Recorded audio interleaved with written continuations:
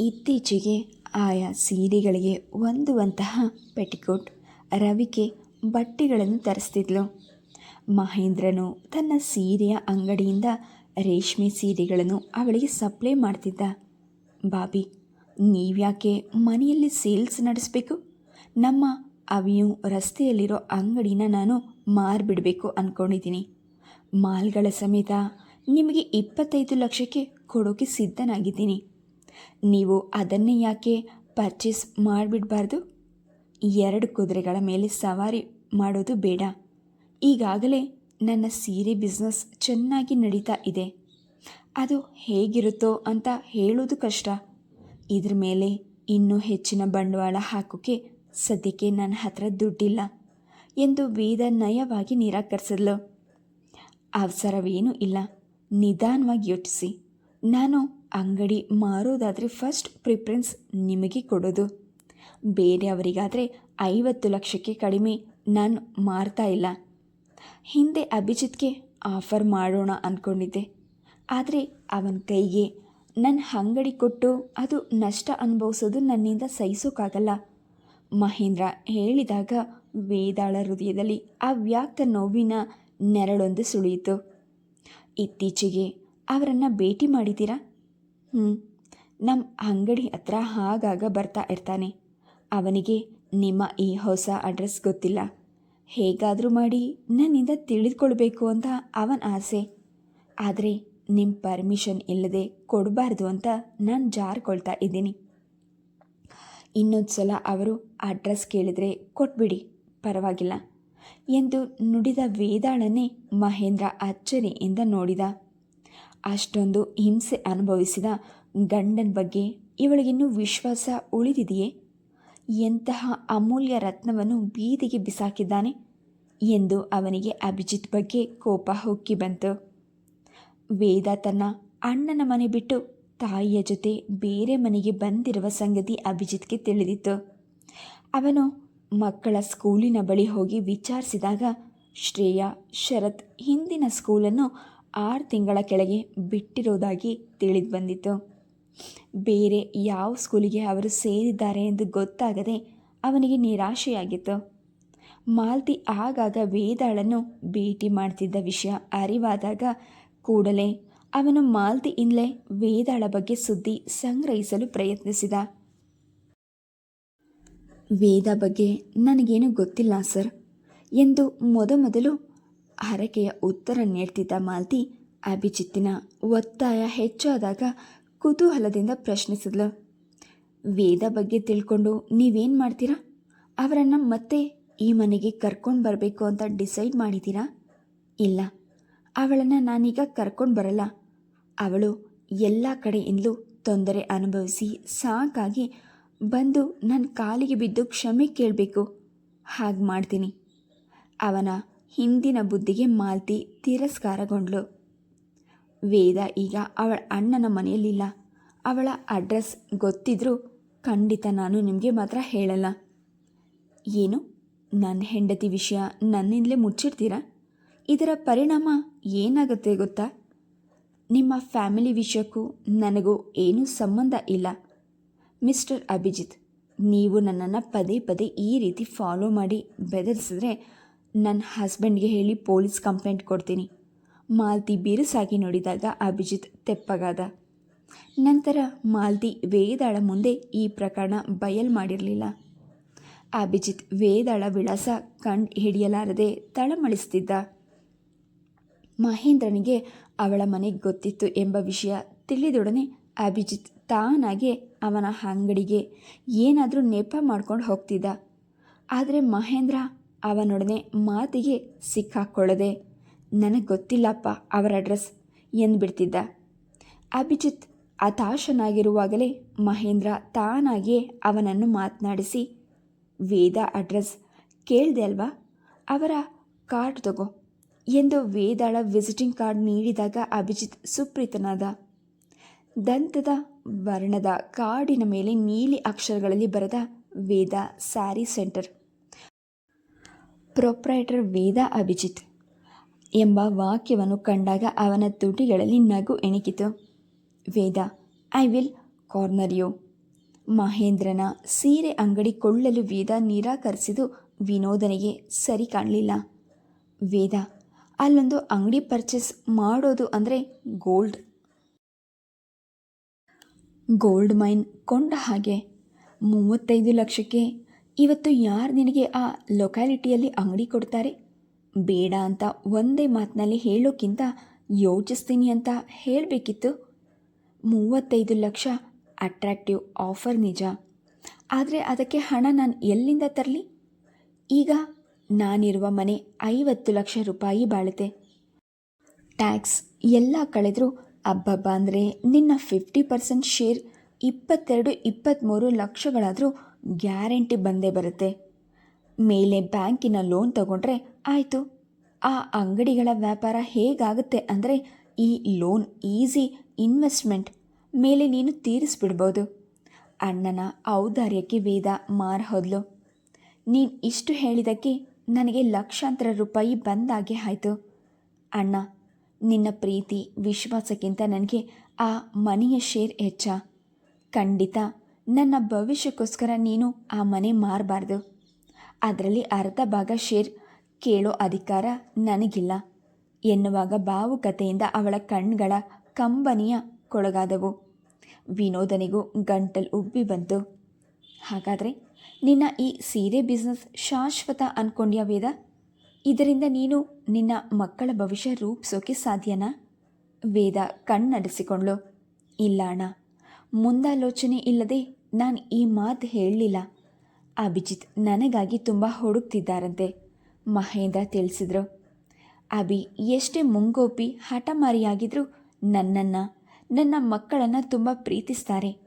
I think he wants me back. ಅವರು ಪಶ್ಚಾತ್ತಾಪ ಪಡ್ತಿದ್ದಾರೆ ಅನಿಸುತ್ತೆ. ಹಾಗಂತ ಅವನ ಬಾಯಿ ಬಿಟ್ಟು ಮಹೇಂದ್ರನ ಹತ್ರ ಹೇಳ್ಕೊಂಡಿದ್ದಾನಂತ? ಇಲ್ಲ, ಅಭಿ ಸ್ವಭಾವ ನನಗೆ ಚೆನ್ನಾಗಿ ಗೊತ್ತು. ಅವರು ಯಾರ ಮುಂದೆನೂ ಸೋಲು ಒಪ್ಕೊಳ್ಳೋಕ್ಕೆ ಇಷ್ಟಪಡಲ್ಲ. ಅವರಾಗಿಯೇ ಮನೆಗೆ ಬಂದು ಕರೆದ್ರೆ ಖಂಡಿತ ನಾನು ಅವರ ಜೊತೆ ಹೊರಟು ಹೋಗ್ತೀನಿ. ಮುಂದೆ ಅಭಿ ಮನಸ್ಸು ಮಾಡಿದ್ರೆ ಮಹೇಂದ್ರನ ಅಂಗಡಿ ಕೊಳ್ಳೋದೇನೂ ಕಷ್ಟದ ಕೆಲಸ ಅಲ್ಲ. ವೇದ ಕಳಕಳಿಯಿಂದ ಹೇಳಿದಾಗ ವಿನೋದ್ ಅವಳ ಭುಜ ತಟ್ಟಿದ. ನಿನ್ನ ಸಂಸಾರ ಸರಿ ಹೋದರೆ ನನಗಿಂತ ಸಂತೋಷ ಪಡೋರು ಯಾರಿದ್ದಾರೆ? But you are too naive. Veda ರುಕ್ಮಿಣಮ್ಮನವರಿಗೆ ಈ ವಿಷಯ ಹೇಳಿರಲಿಲ್ಲ. ಅವಳು ಎಂದಿನಂತೆ ಕಾರ್ಯಮಗ್ನಳಾಗಿದ್ದರೂ ಅವಳ ದೃಷ್ಟಿ ಆಗಾಗ ಗೇಟಿನತ್ತ ಹರಿಯುತ್ತಿತ್ತು. ತನ್ನ ವಿಳಾಸ ತಿಳಿದ ಮೇಲೆ ಅಭಿಜಿತ್ ತನ್ನನ್ನು ಅರಸಿ ಬರಬಹುದೆಂದು ಅವಳ ಹೃದಯ ಹಂಬಲಿಸ್ತಿತ್ತು.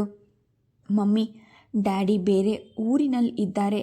ಯಾಕೆ ನಮಗೆ ಲೆಟರ್ ಬರೆಯಲಿಲ್ಲ, ಫೋನ್ ಮಾಡಲ್ಲ, ಯಾವಾಗ ಬರ್ತಾರೆ ಮಮ್ಮಿ ಎಂದು ಶ್ರೇಯಾ ಶರತ್ ಆಗಾಗ ಪ್ರಶ್ನೆಗಳ ಬಾಣ ತೂರಿ ಅವಳನ್ನು ತಬ್ಬಿಬ್ಬುಗೊಳಿಸ್ತಿದ್ರು. ಅಭಿಜಿತ್ ಬಂದರೆ ಈ ಸಮಸ್ಯೆಗಳಿಗೆಲ್ಲ ವಿರಾಮ ಹಾಕಿದಂತಾಗುತ್ತದೆ ಎಂಬ ಆಶಾಕಿರಣ ಅವಳ ಮನಸ್ಸಿನಲ್ಲಿ ಮೂಡ್ತಿತ್ತು. ವಾಸ್ತವವಾಗಿ ವೇದ ಅಣ್ಣ ಅತ್ತಿಗೆಯರ ಮನೆಯಲ್ಲಿ ಇರುವಾಗ ಆ ಹಂಗಿನ ಬದುಕು ದುರ್ಬಲ ಎನಿಸ್ತಿತ್ತು. ವಿನೋದ್ ರಾಧಿಕಾ ಆತ್ಮೀಯರಾದರೂ ಅವರ ಮನೆ ಎಂದೂ ಅವಳಿಗೆ ತನ್ನ ಮನೆ ಎನಿಸಿರಲಿಲ್ಲ. ಈಗ ತಾಯಿಯೊಡನೆ ಬೇರೆ ಮನೆಯಲ್ಲಿ ವಾಸ ಮಾಡ್ತಿದ್ರು ತನ್ನ ತಾಯಿಗೆ ತನ್ನಿಂದ ಅನವಶ್ಯಕ ಒತ್ತಡ ಎಂದು ಅವಳಿಗೆ ಸಂಕೋಚವಾಗ್ತಿತ್ತು. ಕಷ್ಟವೂ ಸುಖವೂ ತಾನು ಸೇರಿದ ಮನೆ ತನ್ನದು.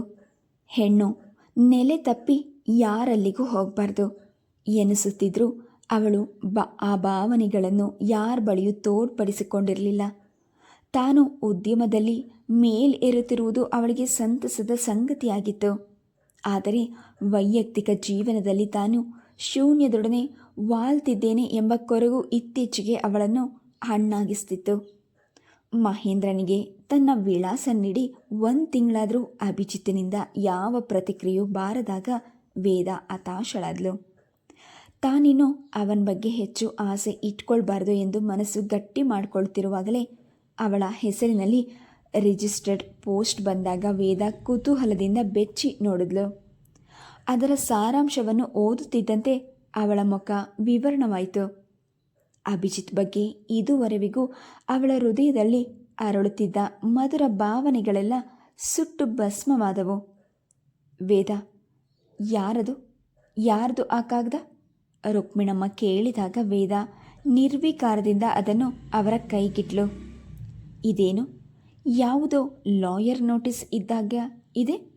ರುಕ್ಮಿಣಮ್ಮ ಕನ್ನಡಕ ಏರಿಸ್ಕೊಂಡು ಓದಿದವರೇ ಅವು ಹಾರಿದ್ರು. ನಿನ್ನ ಗಂಡ ನಿನಗೆ ಡೈವರ್ಸ್ ಮಾಡ್ತೀನಿ ಅಂತ ಲಾಯರ್ ಮೂಲಕ ನೋಟಿಸ್ ಮಾಡಿದ್ದಾನೆ. ವೇದ, ಹಗ್ಗ ಕಿತ್ತು ಹೋಗೋವರೆಗೂ ಜಗ್ಬಾರ್ದಮ್ಮ. ತಾಳು, ವಿನೋದನಿಗೆ ಫೋನ್ ಮಾಡಿ ವಿಷಯ ತಿಳಿಸ್ತೀನಿ. ಅವನೇನು ಹೇಳ್ತಾನೋ ಕೇಳೋಣ. ರುಕ್ಮಿಣಮ್ಮ ವಿನೋದನಿಗೆ ಫೋನ್ ಮಾಡಿ ಉದ್ವೇಗದಿಂದ ವಿಷಯ ತಿಳಿಸ್ತಿರುವಾಗಲೂ ವೇದ ಕಲ್ಲುಗೊಂಬೆಯಂತೆ ತಟಸ್ಥಳಾಗಿ ಕುಳಿತಿದ್ಲು. ವಿನೋದ್ ಮಧ್ಯಾಹ್ನ ರಜಾ ಹಾಕಿ ಧಾವಿಸಿ ಬಂದಾಗ ವೇದ ಏನೂ ನಡೆದೇ ಇಲ್ಲ ಎಂಬಂತೆ ರೂಮ್ನಲ್ಲಿ ಸೀರೆಗಳ ಚೀಟಿಯನ್ನು ಪರಿಶೀಲಿಸ್ತಾ ಇದ್ಲು. ಮಗನನ್ನು ನೋಡುತ್ತಲೇ ರುಕ್ಮಿಣಮ್ಮ ಅಳಲು ಆರಂಭಿಸಿದ್ರು. ಅನ್ಯಾಯವಾಗಿ ನನ್ನ ಮಗಳ ಬಾಳು ಹಾಳಾಗಿ ಹೋಯ್ತಲ್ಲೋ ವಿನು. ಕೊನೆಗೂ ಅವಳು ಗಂಡ ಬಿಟ್ಟವಳು ಅನ್ನಿಸ್ಕೋಬೇಕಾಯ್ತು. ಅವನು ವೇದಾಗೆ ಡೈವರ್ಸ್ ಕೊಟ್ಟರೆ ಆ ಮಕ್ಕಳ ಗತಿ ಏನು? ಅಮ್ಮನ ಆರ್ಭಟ ಕೇಳಿ ವೇದ ರೂಮಿನಿಂದ ಹೊರಗೆ ಬಂದ್ಲು. ಕೂತ್ಕೋ ಅಣ್ಣ. ಅಮ್ಮನ ಮಾತಿನಿಂದ ಗಾಬರಿಯಾಗಬೇಡ. ಆಗಬಾರ್ದೇನೂ ಆಗಿಲ್ಲ. ಅವಳ ಮುಖ ಎಂದಿನಂತೆ ಸೌಮ್ಯವಾಗಿತ್ತು. ನೀನು ಯೋಚನೆ ಮಾಡಬೇಡ ವೇದ. ನಾವು ಯಾರಾದರೂ ಒಳ್ಳೆ ಲಾಯರ್ನ ಕನ್ಸಲ್ಟ್ ಮಾಡೋಣ. ವಿನೋದ್ ಉದ್ವೇಗದಿಂದ ಹೇಳಿದಾಗ ವೇದ ನಕ್ಕು ಅವನ ಮುಂದೆ ಕುಳಿತಳು. ಅದ್ಯಾವುದು ಬೇಡ ಅಣ್ಣ, ನಾನು ಡೈವರ್ಸ್ಗೆ ಒಪ್ಪಿದ್ದೀನಿ.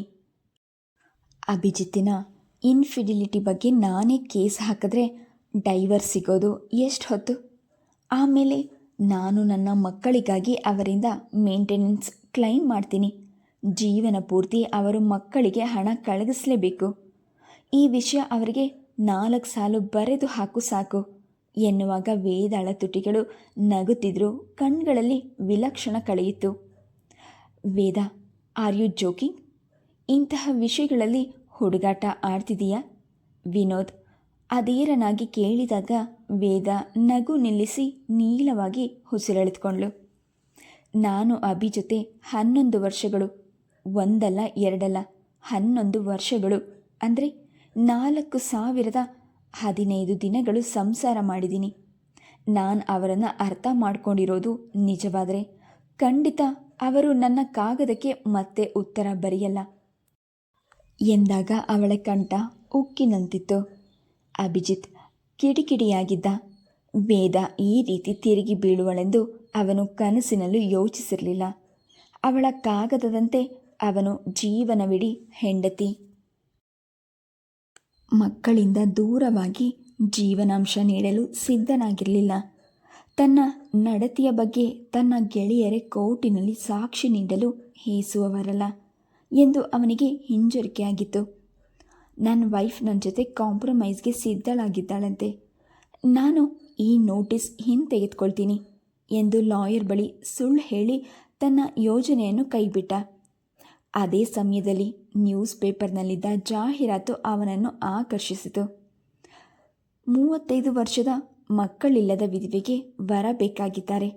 ವಿಚ್ಛೇದನ ಪಡೆದವರಿಗೆ ಮಾನ್ಯತೆ ಇದೆ. ಆಸಕ್ತಿ ಉಳ್ಳವರು ಪೋಸ್ಟ್ ಬಾಕ್ಸ್ ನಂಬರ್ ಸಂಪರ್ಕಿಸಿ. ಈಗೀಗ ಅಭಿಜಿತ್ ಗೆಳೆಯರ ಒಡನಾಟವಿಲ್ಲದೆ ಏಕಾಂಗಿಯಾಗಿದ್ದ. ತನ್ನ ಬಿಸ್ನೆಸ್ನಲ್ಲಿ ನಷ್ಟವಾದಾಗ ಅವನು ಮಹೇಂದ್ರನ ಮೊರೆ ಹೊಕ್ಕಿದ್ದ. ಥೂ, ನಿನ್ನ ಯೋಗ್ಯತೆಗಿಷ್ಟು. ಚಿನ್ನದಂಥ ಹೆಂಡತಿನ ಬಾಳಿಸಲಾರದೆ ಅವಳನ್ನು ಮನೆ ಬಿಟ್ಟು ಓಡಿಸಿದಾಗಲೇ ನೀನು ಹಾಳಾಗೋದೆ ಬಿಡು. ನಿನಗೆ ಅವರಿಂದ ಡೈವರ್ಸ್ ಬೇರೆ ಬೇಕಿತ್ತಾ? ಅವರಿಗೆ ಮೇಂಟೆನೆನ್ಸ್ ಕಳಿಸೋ ಅಷ್ಟು ದುಡ್ಡು ಎಲ್ಲಿಂದ ಬರಬೇಕು ನಿನಗೆ? ಆ ಪ್ರಸಾದ್ಗೆ ಚಮಚಗಿರಿ ಮಾಡಿ ಪಿಂಪ್ ಕೆಲಸ ಮಾಡೋದು ಬಿಟ್ಬಿಟ್ಯಾ? ಪಾಪ, ನಿನಗೆ ಅದರಲ್ಲಾದರೂ 4 ಕಾಸು ಸಂಪಾದನೆ ಆಗ್ತಿತ್ತು. ಮಹೇಂದ್ರ ವ್ಯಂಗ್ಯವಾಗಿ ಬೋಧಿಸಿದಾಗ ಅವನು ಕೈ ಬಿಟ್ಟಿದ್ದ. ಅಭಿಜಿತ್ಗೆ ಚಪ್ಪಲಿಯಲ್ಲಿ ಹೊಡೆಸ್ಕೊಂಡ ಅನುಭವವಾಗಿತ್ತು. ಮೀರಾ ನಿನ್ನನ್ನು ಕಂಡ್ರೆ ಹುರಿದು ಬೀಳ್ತಾಳಪ್ಪ.